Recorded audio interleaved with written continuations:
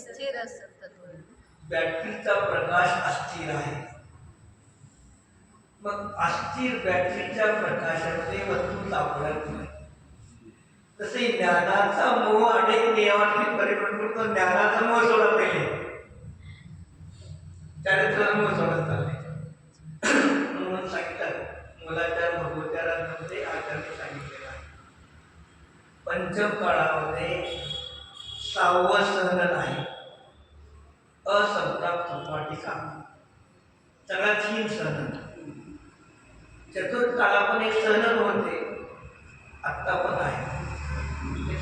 हे श्रवण, हे साधू या पंचम कालामध्ये 28 मूल गुणामध्ये दोष लागतात आहे.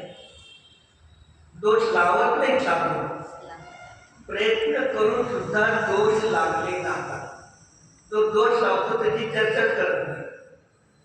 पण जो निर्दोष 28 गुण पालन करण्याचा प्रयत्न करतो तरी त्याच्यामध्ये दोष लागतात. आणि 28 मूळ गुणांचं निर्दोष पालन करून उमा स्वामीने तपाचे भेद केले. ते अंतर्गत तप आणि बहिरंग. बहिरंग तप कोणते? अंशे रावण परिसंख्या. ते उत्तर गुणाचा मूळ गुणायचं. आज पंचम काळामध्ये उत्तर गुण पाळायला मूळ गुणामध्ये दोष लावले समजीना लोकांना. मूळ गुण तर निर्दोष पाळत जात नाही, दोष लागतात. प्रयत्न करून सुद्धा आगम सांगतं 28 मूळ गुणाचं निर्दोष पालन करून शक्ती असेल तर उत्तर गुणाला पाळायला. आणि आज शक्तीच्या अभावामध्ये उत्तर गुणाला पालन करतात. झाड आहे, झाडा वाढत असताना त्याच्या बुंद्याला वाढून दिलं नाही, वरच्या शाखा उपशाखा वाढल्या, त्याला फळं आले. काय होणार? तसंही दीक्षा घेतल्यापासून काही काळ बुंदा मजबूत करत आहे, खाऊन पिऊन भरपूर.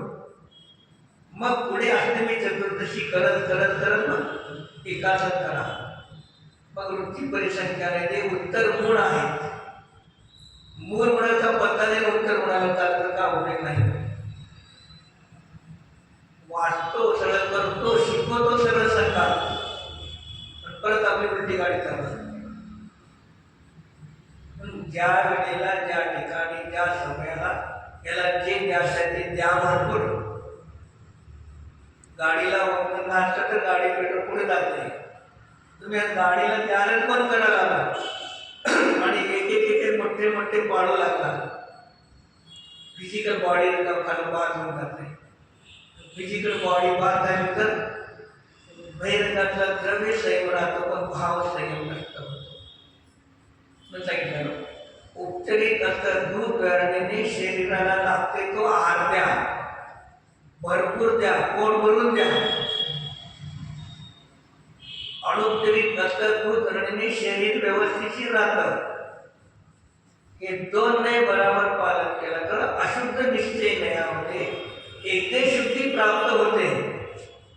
जी परमशुद्ध निश्चय नयाच्या विषयाला भावशुद्ध ज्ञानाचा जरी जाणण्यासाठी ते ध्यानाचा उपयोग स्थिर करण्यासाठी दोन नाही पण पाहिजे तुमच्यापाशी.